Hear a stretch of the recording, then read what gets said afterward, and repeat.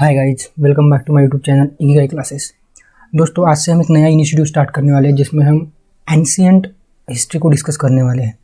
ये जो lecture series होंगी ये लगभग 15 से 20 वीडियोज़ इसमें आने वाले हैं, क्योंकि एंशिएंट हिस्ट्री जो काफ़ी मतलब बड़ा टॉपिक है। और आज से जो हम शुरू करने वाले हैं वो करने वाले स्टोन एज से। तो चलिए वीडियो स्टार्ट करते हैं। दोस्तों, बेसिकली जो स्टोन एज का जो लेक्चर होगा ये 2 पार्ट्स में आएगा।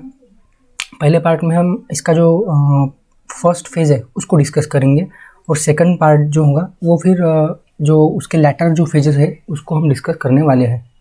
तो चलिए वीडियो स्टार्ट करते हैं।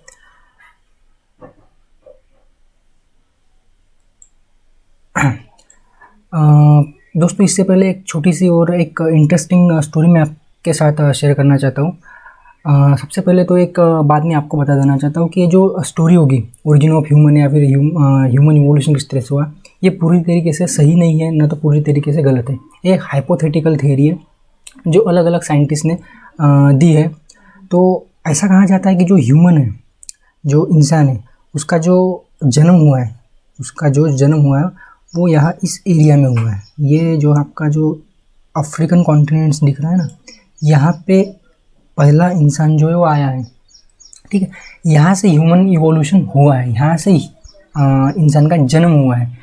तो ऐसा कहा जाता है कि इसके बाद ये जो ह्यूमन है ये अलग अलग जगह पे माइग्रेट हुआ है। ठीक है, जैसे कि ये सबसे पहले तो यहाँ से इस तरफ गया होगा। तो यहाँ पे तो आपको पता है कि यहाँ पे डेजर्ट है, दुनिया का सबसे बड़ा जो डेजर्ट है, ठीक है, वो यहाँ पे है, सहारा डेजर्ट। तो यहाँ पे तो वो जा नहीं सका। यहाँ पे अगर गया होगा तो वहाँ पे उससे बहुत ज़्यादा हीट लगी होगी, गर्मी लगी होगी। तो फिर वो यहाँ से इधर गया। तो इधर जाते ही फिर उसको पता चला कि दुनिया भाई बहुत बड़ी है, तो फिर वो इधर उधर घूमने लगा। अभी कुछ लोग इधर गए, कुछ लोग एशिया के तरफ आए, कुछ वेस्ट गए, कुछ नीचे गए होंगे। तो नीचे तो समंदर मिला, तो फिर वो यहाँ से वापस आ गए।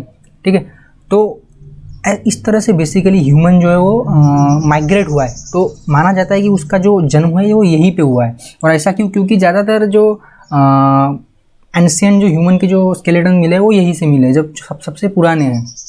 ठीक है, और बाद में फिर वो माइग्रेट हुआ है अलग अलग तरीके से। तो जो अर्ली ह्यूमन था वो किस तरह से था और उसका इवोल्यूशन किस तरह से हुआ, ये हम आपको अभी दिखाता हूँ मैं। रुकिए एक मिनट। हाँ, ये देखिए ह्यूमन इवोल्यूशन किस तरह से हुआ। ये देखिए, सबसे पहले जो इंसान था ना वो ऐसा था एकदम। जो इनिशियल जो फेस था ना, तब इंसान इस तरह से दिखता था, ये ऐसा। ठीक है, फिर जब वो चलने लगा, मतलब जब वो बिल्कुल सही खड़ा होने लगा एकदम, जिसे होमो इरेक्टस कहा जाता है। ठीक है, और यही से हमें हिस्ट्री पढ़नी है। पैलियोलिथिक एज जो है या फिर जो स्टोन एज है आपका, वो यही से स्टार्ट होता है। ठीक है, और फिर बढ़ते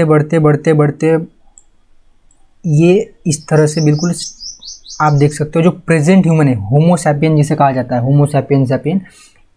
तो ये आते आते लगभग इंसान को लगभग 10,000 साल पहले हम इस तरह से हुए हैं।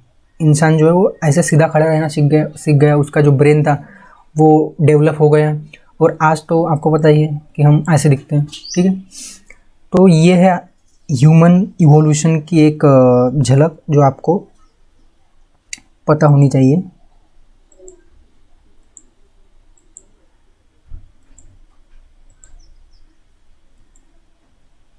तो हिस्ट्री स्टार्ट करने से पहले कुछ बेसिक जो चीज़ें होती है मैं आपको बता देना चाहता हूँ। जैसे कि हिस्ट्री में जब हम पढ़ते हैं तो हमने काफ़ी बार पढ़ा होगा कि 1000 BC, 1000 CE। तो ये CE और BC क्या है?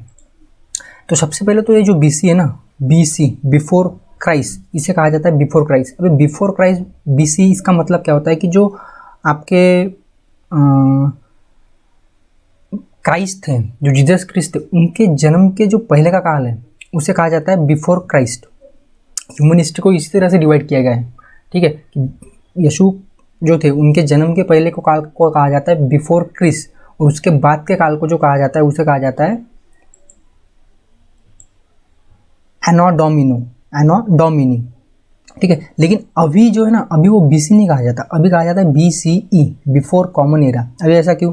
क्योंकि आपको पुराने बुक्स में BC मिलेगा, लेकिन जो नए बुक्स आ रहे हैं उसमें BCE मिलेगा, क्योंकि इसे सेकुलर बनाया गया है थोड़ा, क्योंकि BC मतलब बिफोर क्रिस्ट, तो एक पर्टिकुलर रिलीजन को डिनोट करता है। कुछ लोगों को इससे तकलीफ होती थी, इसलिए अभी इसे BCE, बिफोर कॉमन एरा कहा जाता है।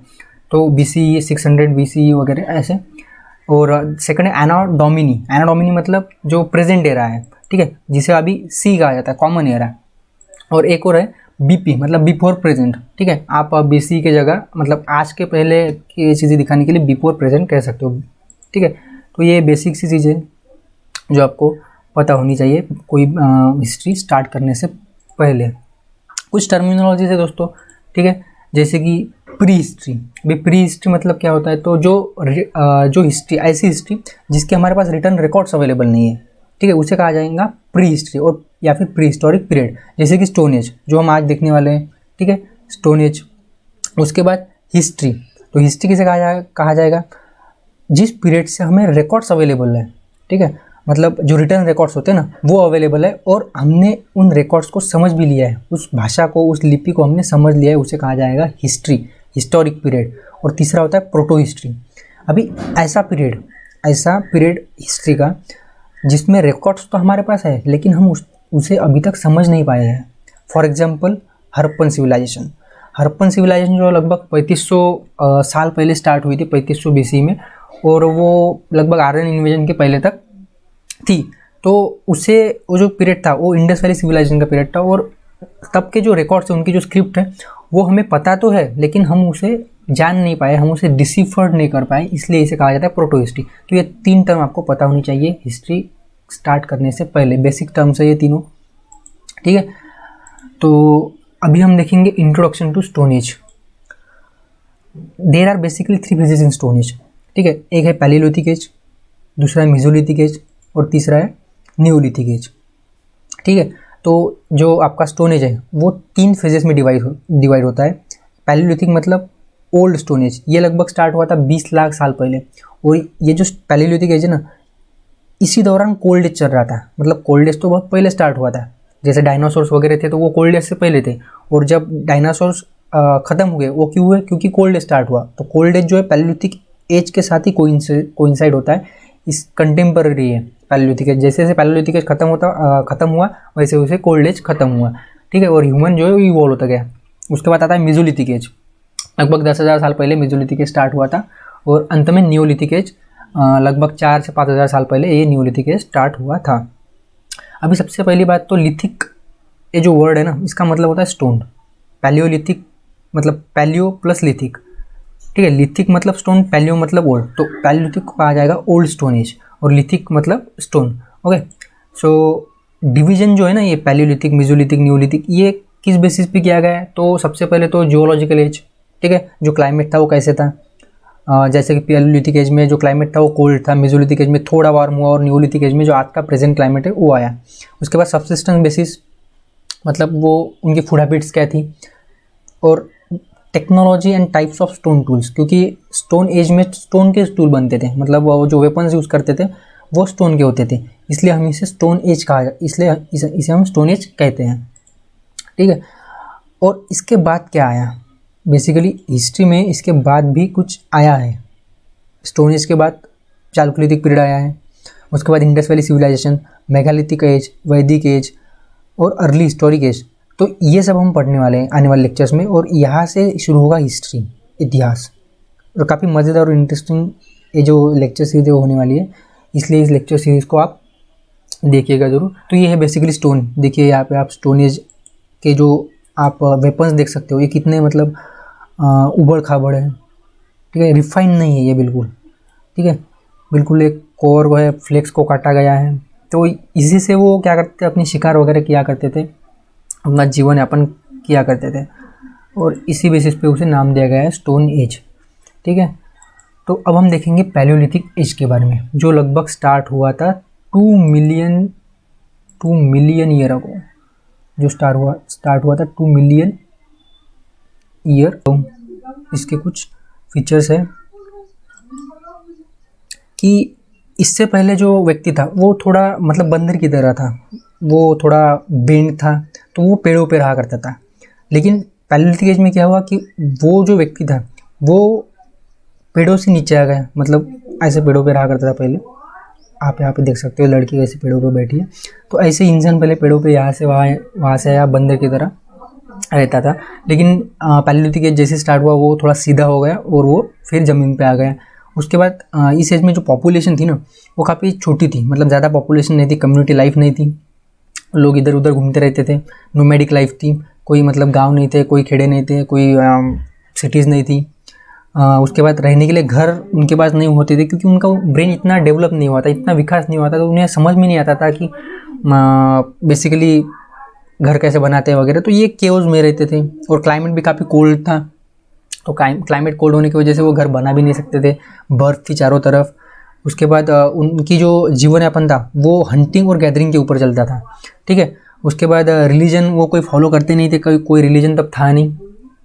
जो टूल्स थे, स्टोन टूल्स, वो बेसिकली अनरिफाइंड थे, जो मैं आपको पहले ही दिखा चुका हूँ, ठीक है। अभी कुछ साइट्स जो है वो आपको पता होनी चाहिए, कुछ साइट्स है पैलियोलिथिक एज में जो आपको पता होनी चाहिए, जिसके ऊपर एग्जाम में क्वेश्चन बनता है, ठीक है। जैसे कि हुंसगी साइट, ये कहाँ पे है, तो ये साउथ इंडियन साइट है। अभी सीधा एग्जाम में पूछा जाएगा कि जो हुंसगी साइट है वो किस एज से रिलेटेड है, नीचे ऑप्शन होंगे पैलियोलिथिक, मेसोलिथिक वगैरह, तो आपको बताना चाहिए हुंसगी जो साइट है वो साउथ इंडियन साइट है और पैलियोलिथिक साइट है। उसके बाद पटनी, ये महाराष्ट्र का एक गांव है छोटा सा, जहाँ पे ऑस्ट्रिच, शाहमृग के एग्स मिले, मतलब इसका मतलब पैलियोलिथिक एज में भी ऑस्ट्रिचेस थे। उसके बाद भीमबेटका, ये काफ़ी यूनिक और काफ़ी इंपॉर्टेंट साइट है एग्ज़ाम के पॉइंट ऑफ व्यू से भी, और वैसे भी अगर देखा जाए तो ऐसा माना जाता था कि जो भीमबेटका है वो एक बुद्धिस्ट साइट है। लेकिन बाद में जो विष्णु वकानकर है ना, ये एक हिस्टोरियंस थे, इन्होंने पता लगा कि नहीं, ये जो भीमबेटका है ना, ये बेसिकली क्या है, ये बुद्धिस्ट साइट नहीं है, ये पैलियोलिथिक साइट है, ठीक है। और यहाँ पे तीनों एजेस की पेंटिंग्स यहाँ पे मिली है, पैलियोलिथिक, मेसोलिथिक और नियोलिथिक। इसको 1970s में इसके जो मतलब इसका जो पेंटिंग्स है यहाँ पे, इसका जो इम्पोर्टेंस है, इसकी वजह से वर्ल्ड हेरिटेज साइट का दर्जा मिला है।